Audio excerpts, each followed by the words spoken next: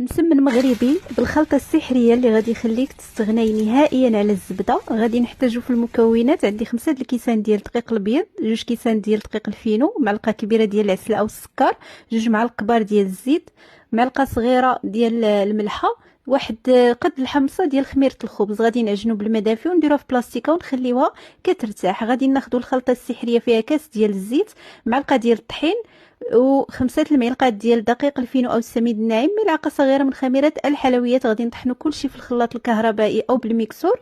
من بعد غادي نقطعوا العجينه ديالنا كويرات، ندهنوهم بالزيت ونعاودوا نخليوهم يرتاحوا واحد نصف ساعه. ومن بعد غادي نطلقوهم بالزيت وغادي ندهنوهم بالخلطه السحريه اللي وجدنا. غادي نطويوهم على 4 بالطريقه العاديه. سالي كنسرحهم وكنطيبهم في المقلاة الكهربائيه اللي فايت لي وشاركتها معكم. كنطيب واحد الكميه اللي كثيره في وقت وجيز، غير كنحطوهم كي يطلع معاهم داك الصهد وكنقلبوا، كنبقاو نقلبوا فيهم حتى كيطيبوا ويتحمروا.